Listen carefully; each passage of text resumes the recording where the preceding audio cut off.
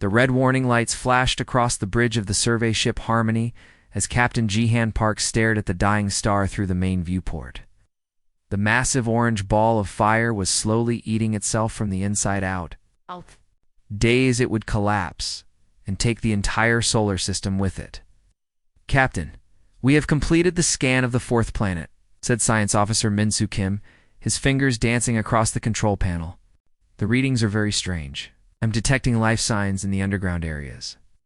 Jihan turned away from the viewport and walked over to Min-Soo's station. The young officer had been with the crew for only 6 months, but he was the best sensor operator Jihan had ever worked with. Min-Soo said there were life signs.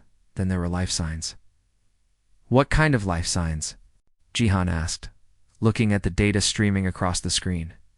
"Multiple contacts, Captain. They appear to be juveniles based on their size and biological readings." "One counts 17 separate individuals." Min-Soo paused and looked up at his captain with worried eyes. "Sir, according to the database, this planet belongs to the Velkin species." The bridge went completely silent. Every member of the mixed species crew turned to look at the captain.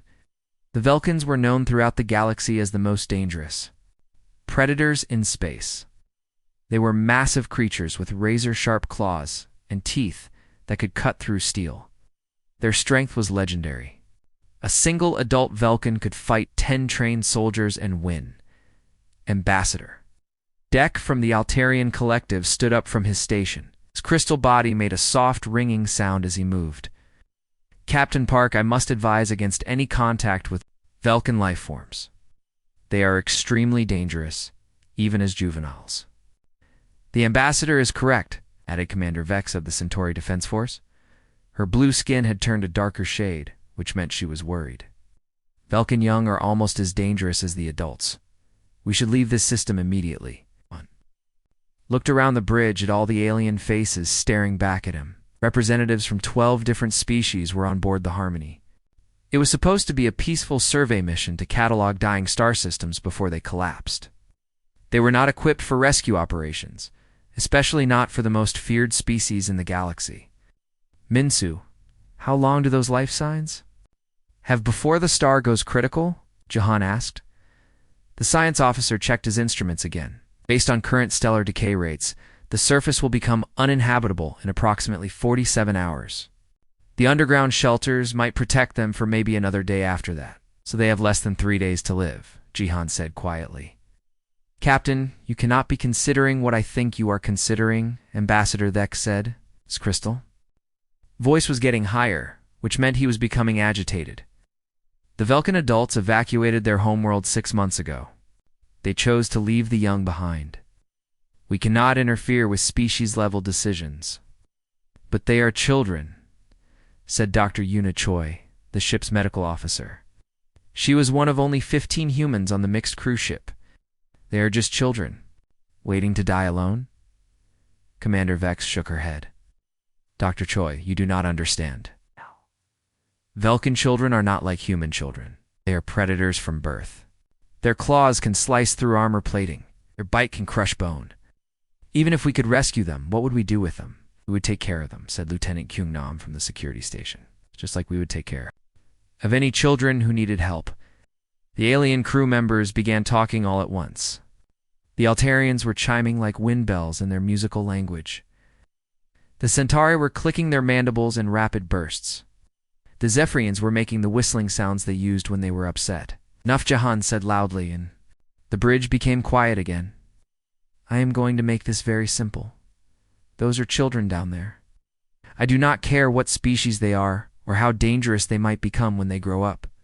Right now, they are scared kids who are going to die if we do nothing." "Captain, I must formally protest this course of action," Ambassador Vex said. "The Galactic Council has specific protocols about interference with predator species. What if you proceed with this rescue attempt? There will be serious political consequences." "Then there will be serious political consequences," Jihan replied. "Min-Soo, prepare a full scan of the underground facility. I want to know exactly what we are dealing with down there. Dr. Choi, start preparing medical supplies for multiple species compatibility. Lieutenant Nam, get a security team ready for surface operations." "Sir, with respect, We do not have authorization for this kind of mission, Commander Vex said. This ship is equipped for survey work, not combat rescues on a dying world. Then we will make do with what we have, Jahan said. He turned to address the entire bridge crew. I want to make something very clear. No one is being ordered to participate in this rescue mission. It is completely voluntary. Anyone who does not want to help can remain on the ship. The human crew members immediately began moving to their stations. Dr. Yuna started downloading medical protocols for Velkin physiology. Lieutenant Kyung began checking the shuttle bay equipment. Engineer Bonho Lee appeared on the communications screen from the engine room. Captain, I heard what is happening, Bonho said. The shuttles are not designed for high radiation environments. I will need at least 4 hours to modify the shielding systems. You have 2 hours, Jihan replied. The longer we wait, the less chance those children have of surviving. Understood, sir. I will get it done. The alien crew members watched in amazement as the humans began preparing for what seemed like an impossible mission. They were going to risk their lives to save the children of the most dangerous species in the galaxy. Children whose own parents had abandoned them to die. Captain Park, Ambassador Dex said quietly. I do not understand your species. Why would you risk everything for creatures that could kill you? Jihan looked at the ambassador and then back. At the image of the dying planet on the main screen, somewhere down there, 17 young beings were huddled in underground shelters, waiting for death to find them. They were probably scared and hungry and alone. The fact that they were Velkins did not change that basic truth, because they are children, Ambassador. And children should not die alone if there is something we can do to help them. The captain turned back to his crew. All right, people, we have less than 2 hours to figure out how to pull off the impossible. Let us get to work. The bridge erupted into controlled chaos as the human crew members began coordinating the rescue mission. The alien representatives could only watch and wonder if they were seeing the greatest act of compassion in galactic history, or the beginning of a disaster that would haunt the galaxy for generations to come. Down on the surface of the dying world, 17 young Velkins huddled together in the deepest part of their shelter. They did not know that help was coming. They had given up hope days ago when the last of the emergency broadcasts had gone silent. All they could do was wait for the end and try not to be afraid. But high above them, a crew of humans was refusing to let them die alone, and that was going to change everything. The shuttle bay of the Harmony had never been so busy. Engineer Bonho Lee worked frantically under the hull of the rescue shuttle, sparks flying as he welded additional radiation shielding to the bottom. Sweat dripped down his face as he raced against time to make the small craft safe enough to land on the dying world below. How much longer, Bonho? Shouted Lieutenant Kyungnam as he loaded emergency supplies into the cargo hold. Medical kits, water purification tablets, and emergency rations filled every available space. 20 more minutes, Bonho called back, not stopping his work. The radiation levels down there are getting worse every hour. Without proper shielding, we will be cooked alive before we reach the surface. Dr. Yuna Choi was busy at the medical station, preparing equipment she had never used before. The Velkin physiology database was limited, but she had managed to download basic information about their biology. Their hearts beat 3 times faster than human hearts. Their body temperature was much higher. They needed special nutrients that human food could not provide. Captain, I am not sure our medical supplies will be enough, she said to Captain Jihan as he walked through the shuttle bay, checking on the preparations. Velkin children need a very specific diet. Without the right food, they could die even if we rescue them. We will figure it out, Dr. Jihan replied. One problem at a time. Captain stopped at the communication station where Minsu Kim was monitoring the life signs on the planet's surface. The readings were getting weaker. What is the status down there? Jihan asked. Not good, sir, Minsu said, his voice tight with worry. The underground shelter is losing power. The life support systems are failing. I estimate they have maybe 18 hours left before the air becomes toxic. Jihan felt his stomach tighten. They were running out of time faster than expected. The dying star was becoming more unstable, and the planet was falling apart beneath their feet. Captain Park, came a voice from behind him. Ambassador Vec approached with several other alien crew members. The Galactic Council has sent an emergency message. They are ordering you to abandon this rescue mission immediately. Jihan turned to face the crystal being. And what did you tell them? I told them I would relay the message, Lek replied. But I also told them that humans do not abandon children, even predator children. The captain was surprised. You support what we are doing? I do not understand it, the ambassador said honestly. But I have watched your species for many years. You have a strange habit of doing impossible things when others say it cannot be done. Perhaps this is one of those times. Commander Vex of the Centauri walked up to join the conversation. Captain, my government has also sent orders. They want me to take command of this ship and prevent the rescue mission. Jihan tensed, ready for a confrontation. But the blue-skinned commander surprised him. I have decided to ignore those orders, she said simply. I have been thinking about what you said yesterday, about children not deserving to die alone. My own species has a saying, the strength of the pack is measured by how it treats the weakest members. Perhaps it is time I remembered that. Shuttle. Is ready? Bonho called out from under the craft. The shielding will hold for maybe 4 hours in that radiation environment. After that, we start taking damage. Jihan looked around at his crew. 12 humans had volunteered for the rescue mission. It was not enough to carry all 17 Velkin children in one trip, but it was all they had. Listen up, everyone, the captain said loudly. This is going to be dangerous in ways we have never experienced before. Radiation will try to kill us. The planet is falling apart. We have no idea what condition those children are in when we find them. He paused and looked each volunteer in the eye. But we are going to bring them home. All of them. Because that is what we do.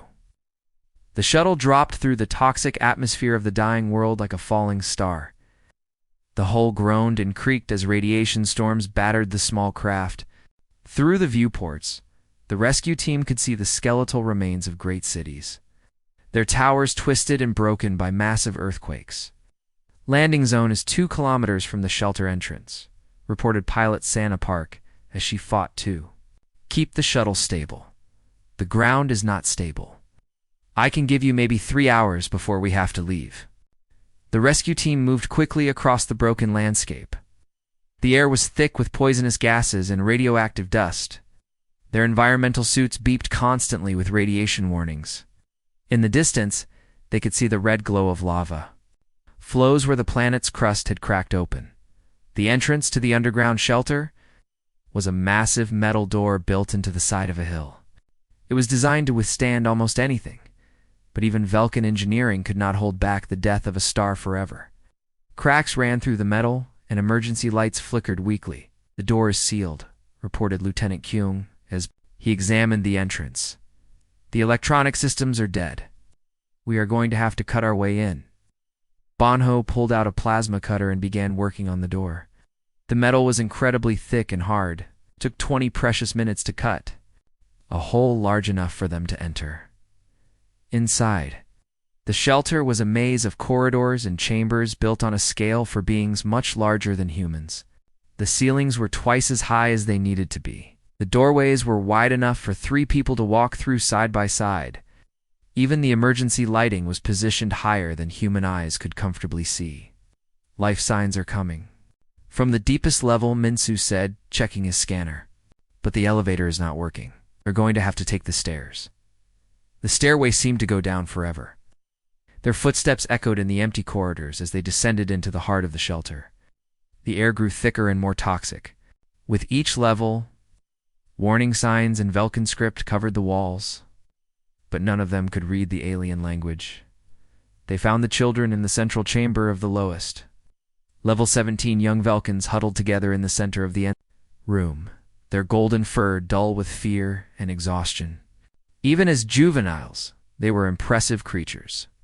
The oldest ones stood almost as tall as the humans, with long limbs and powerful muscles. Their claws were already sharp enough to cut metal, and their teeth were designed for tearing meat. But what struck the rescue team most was not their size or their weapons. It was their eyes. Large, intelligent eyes that held the same fear and hope that any human child might have in the same. situation, one of the older females approached slowly. She was beautiful in an alien way, with distinctive silver markings on her golden fur. When she spoke, the translator device rendered her words in a voice that sounded much younger than her size suggested. "Are you the ones our parents said would never come?" she asked. Dr. Yuna stepped forward, her medical scanner detecting signs of dehydration and malnutrition. "We are here to help," she said gently. "We are going to take you somewhere safe." The young Velkin looked at her with wonder. "You are not afraid of us?" "You are children," Yuna replied simply. "We do not fear children who need help." The rescue took longer than planned. The young Velkins were weak from hunger and fear. Several of them had to be carried. The journey back to the surface was a nightmare of radiation storms and collapsing tunnels. By the time they reached the shuttle, the pilot was screaming warnings about structural damage to the craft, but they made it. All 17 children were loaded into the shuttle as the planet began to tear itself apart around them. As they lifted off, they could see massive cracks opening in the ground where the shelter had been. "Mission accomplished," Captain Jihan said into his communicator. As they escaped the atmosphere, we have them all. Back on the Harmony, the alien crew members watched in amazement as the humans carried the young Velkins to safety. The children were clearly dangerous, even in their weakened state. Their claws left scratches in the metal floors. Their teeth could bite through the emergency rations without effort. But the humans treated them like any other children who needed help, gave them food and water. They spoke to them in gentle voices. They showed them kindness that no Velkin had ever received from another species, and for the first time in galactic history, predator and prey began to trust each other. The cargo bay of the Harmony had been completely transformed. What was once a storage area for survey equipment was now something that had never existed before in the galaxy, a nursery for the most dangerous predators in known space. Engineer Banho Lee stood on a ladder, adjusting the environmental controls for the third time that day. The young Velkins needed higher temperatures and different air mixtures than humans, and their rapid metabolism meant they generated much more heat than expected. "The humidity levels are still not right," Dr. Yuna Choi called out from below, checking her medical scanner. "Their skin is designed for a much wetter climate. We need to increase moisture by another 15%. "Working on it," Banho replied, sweat dripping down his face. He had been awake for 36 hours straight, modifying systems that were never meant to support alien life forms. "The atmospheric processors are running at maximum capacity. I am not sure how much more we can push them." Across the bay, Lieutenant Kyung Nam was having his own challenges. He sat cross-legged on the floor, surrounded by 6 of the younger Velkin children. They were trying to teach him their language while he attempted to explain human customs to them. The smallest one, who looked to be barely past infancy, had attached himself to Kyun's leg and refused to let go. The humans had started calling him Tor because his attempts to say his real name came out as unpronounceable growls and clicks. "He is afraid you will leave him," said Kira, the silver-marked female, who had become the unofficial leader of the young Velkins. She spoke in careful, slow English that she was learning with remarkable speed.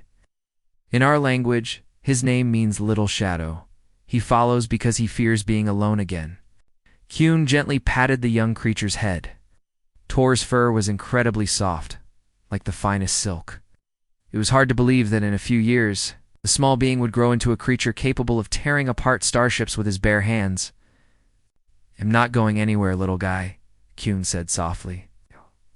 "We are all family now." The word family seemed to have a powerful effect on all the young Velkins.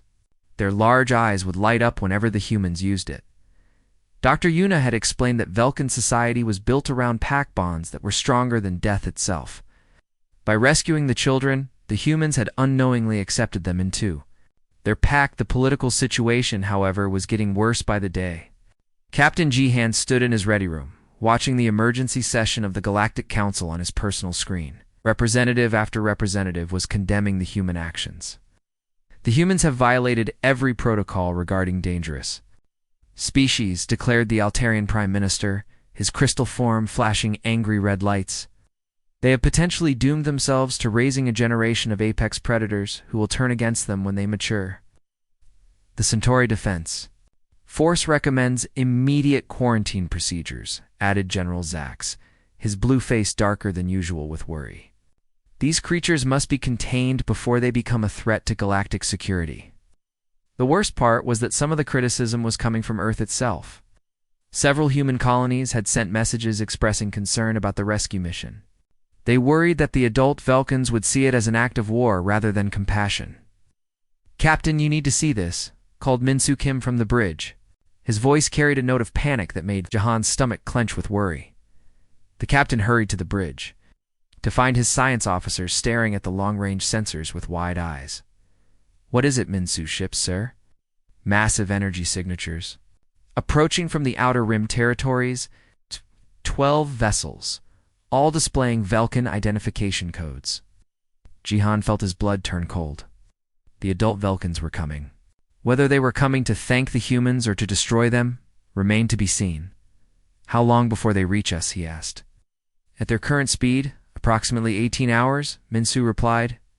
"Captain, these are not transport ships. According to the database, they are Dreadnought-class warships.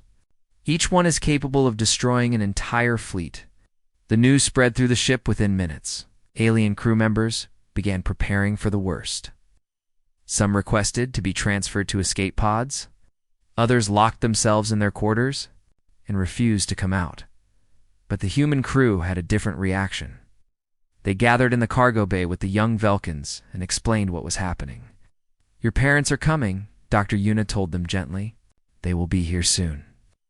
The reaction was not what anyone expected. Instead of joy, the young Velkans showed fear. Kira's ears flattened against her head, and her claws extended involuntarily. "They will be angry," she said in a small voice.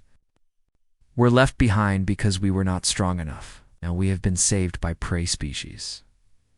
This brings shame to our bloodline." "There is no shame in being saved," said Captain Jihan, who had come down to talk to the children personally. "And there's no shame in accepting help when you need it." "You do not understand," Kira replied, her young voice heavy with adult concerns. "Among our people, weakness is the greatest sin. By rescuing us, you have proven that we were too weak to save ourselves." The captain knelt down, so he was at eye level with the young female. Even as a juvenile, she was intimidating. Her golden eyes held intelligence that was far beyond her years, and her teeth were already sharp enough to bite through metal. "Listen to me very carefully," he said. "You are not weak. You survived in that shelter for months after the adults left. You kept the younger ones alive when you could have saved only yourselves. You learned our language in days when it takes most beings years. You are not weak. You are remarkable." Kira stared at him for a long moment. "Why do you say these things?" "We are predators. You are prey. In the natural order, we should be enemies."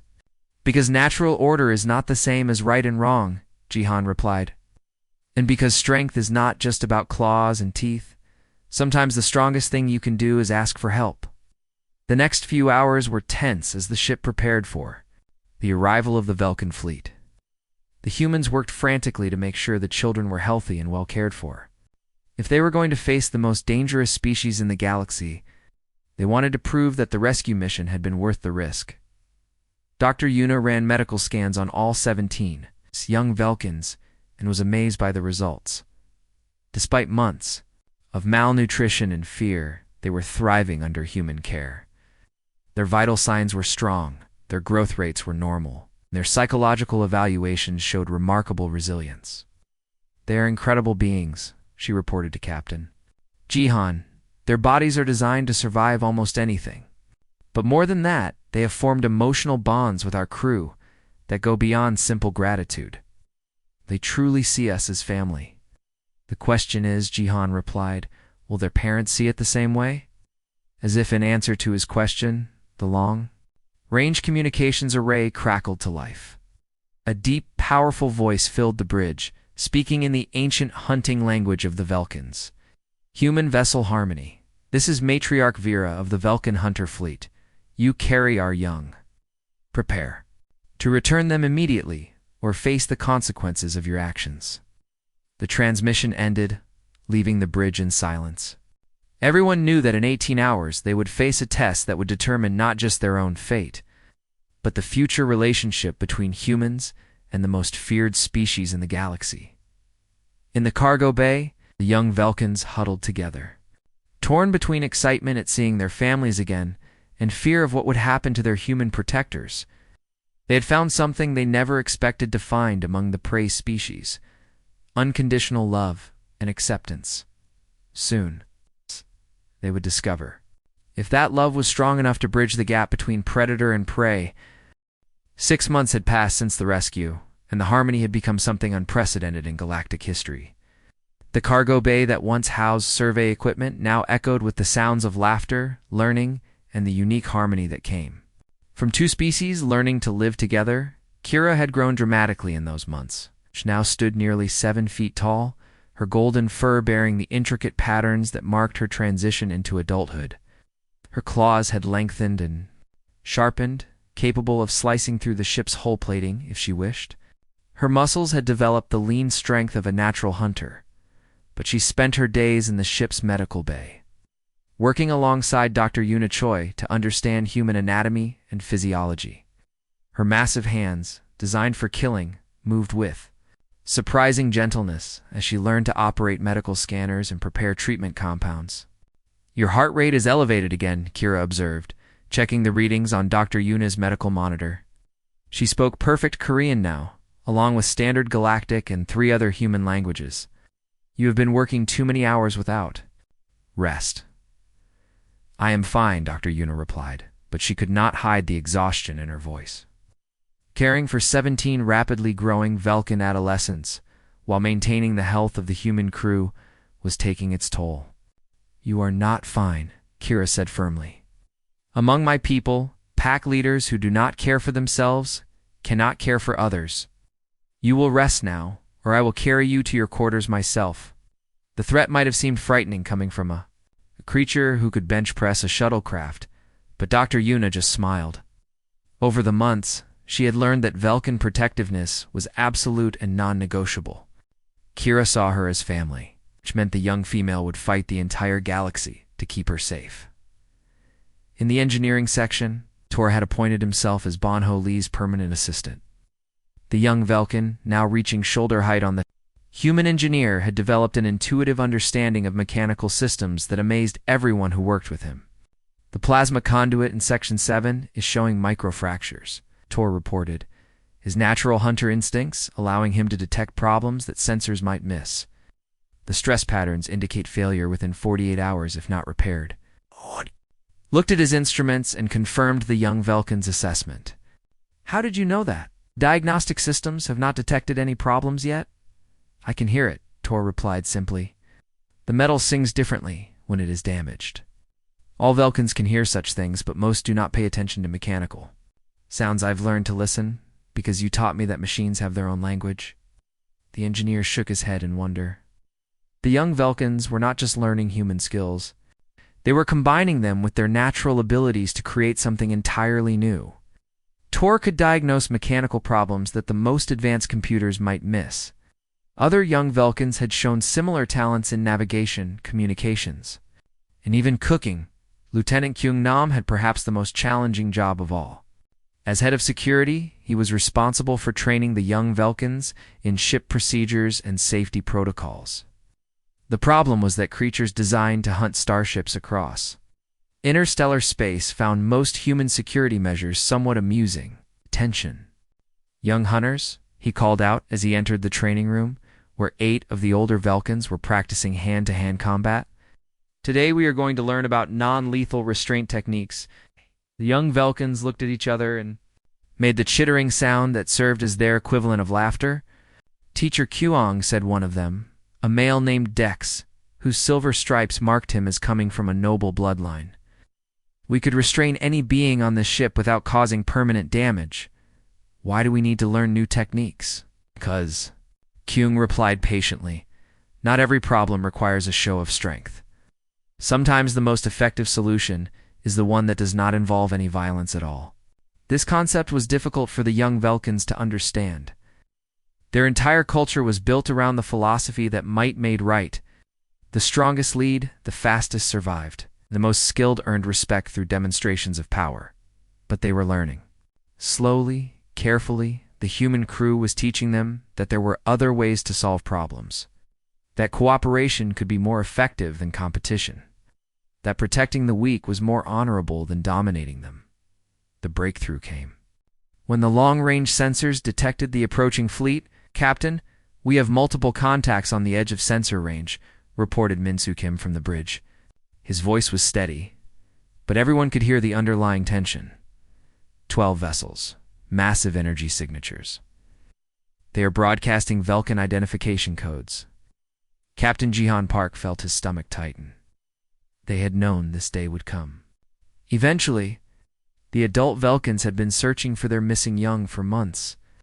Now they had finally tracked down the ship that had rescued them. "How long before they reach us?" he asked. "At current velocity, approximately 6 hours," Minsu replied. "Captain, these are not exploration vessels. The computer identifies them as Hunter-class dreadnoughts. Each ship is capable of destroying a small moon." The news spread through the ship within minutes. The alien crew members who had remained aboard began preparing for the worst. Some sealed themselves in emergency shelters. Others sent final messages to their homeworlds, but the young Vulcans had a very different reaction. When Kira heard the news, she immediately went to Captain Jihan's ready room and requested permission to speak with the approaching fleet. "Kira, I am not sure that is wise," the captain said gently. "Your parents may be angry about what has happened. They might blame us for interfering with their decisions." The young female's golden eyes flashed with determination. "Captain, you do not understand Vulcan culture as well as you think you do. The adults did not abandon us because they did not love us. They left us because they believed we were too weak to survive the evacuation. By rescuing us, you have proven them wrong." "What do you mean?" Jahan asked. "You have shown that we were strong enough to survive until help arrived. You have demonstrated that we were worthy of being saved. Most importantly, you have proved that prey species can show greater honor than predator species." Kira paused, choosing her words carefully. "This will change everything, Captain. Not just for us, but for the entire galaxy." 3 hours later, the Harmony found itself surrounded by 12 massive warships that could have reduced it to scrap metal with a single coordinated attack. The Vulcan dreadnoughts were works of art as much as instruments of war. Their hulls decorated with intricate hunting scenes and family emblems. The largest ship bearing the symbols of the ruling matriarchy positioned itself directly in front of the human vessel. A communication channel opened, and the bridge filled with a voice that spoke power and authority in every syllable. "Human ship Harmony, this is Matriarch Vera of the Great Hunt. You carry our young. Explain your actions before we decide your fate." Captain Jihan was about to respond when Kira stepped onto the bridge. She had grown into her adult proportions over the past few weeks, but she was still clearly young by Vulcan standards. Her presence caused a stir among the bridge crew, but she moved with the confidence of someone who knew exactly what she was doing. "Birth Mother," she said in the ancient ceremonial language of her people, "I request formal audience under the laws of pack right." The communication channel went silent for several long minutes. Pack right was an ancient Vulcan tradition that allowed any member of a hunting pack to speak in defense of their packmates. It had not been used in over 1,000 years, and never by a juvenile addressing a matriarch. Finally, Matriarch Vera's voice returned, now speaking in standard galactic so the humans could understand. "Pack right is acknowledged. Speak, young hunter. Defend your prey pack." What happened next changed the course of galactic history. Kira spoke for over 3 hours, explaining not just what the humans had done, but why they had done it, she described. Captain Jahan's decision to risk everything for children he had never met. She talked about Dr. Yuna's tireless care for beings who could have killed her with a single swipe of their claws. She explained how Engineer Bonho had worked for days without sleep to modify ship systems for creatures he barely understood. Most importantly, she told her birth mother about the concept of family that transcended species boundaries, about love that was not based on strength or survival advantage, about the idea that protecting others could be more important than protecting yourself. When she finished speaking, the communication channel was quiet for a very long time. The bridge crew waited, hardly daring to breathe, as the most powerful predators in the galaxy considered the words of a young female who had found something among the prey species that she had never expected to find. Finally, Matriarch Vera spoke again. "Human Captain Jihan Park, I would speak with you in person. Prepare to receive a diplomatic party. We have much to discuss." The meeting took place in the main conference room of the Harmony, a space that had never been designed to hold beings the size of adult Velkans. Captain Jihan Park sat at one end of the table, feeling very small as he faced Matriarch Vera and her hunting council. The Velkan leader was magnificent and terrifying in equal measure. She stood nearly 9 feet tall, her golden fur marked with the intricate scars that told the story of a lifetime of hunts across the galaxy. Her claws, each one longer than a human finger, drummed silently against the table as she studied the human captain with eyes that seemed to see into his very soul. "You saved our young," she said finally, her voice carrying the weight of absolute authority. "This creates a debt that has never existed before in Velkan history. We do not know how to repay those we once considered prey. You do not owe us anything," Jihan replied carefully. "We did what any decent beings would do when they found children in danger." The matriarch tilted her massive head, clearly confused by this response. "Captain Park, I do not think you understand the magnitude of what you have done. In our culture, the young are the most precious gift the universe can provide. They represent the future of our species, our hope for continued survival." She paused, her claws extending slightly as emotion overcame her careful control. "When the star began to die, we had to make an impossible choice. Our evacuation ships could not carry everyone. We chose to save the adults because we believed they were more likely to survive. We left our children behind because we thought they were too weak to endure the journey." "But you were wrong," said Kira, who had been given permission to attend the historic meeting. Young female stood behind her captain, her posture respectful but confident. "We were strong enough to survive until help arrived. The humans proved that we were worthy of being saved." Matriarch Vera's eyes focused on her daughter with a mixture of pride and amazement. "You have grown much in the months since we last saw you, young hunter, but you have grown in ways we did not expect. The humans taught me many things, Birth Mother. They showed me that strength is not just about claws and teeth. They taught me that protecting others is more important than protecting yourself. Most importantly, they showed me that family is not limited by species boundaries." The matriarch turned back to Captain Jihan. "My daughter speaks of family bonds with your crew. This is not something we understand. How can predator and prey share pack bonds?" Before Jihan could answer, Dr. Yuna Choi spoke up from her position at the table. "With respect, matriarch, I think your question is based on a false assumption. You see us as prey, but we have never seen you as predators."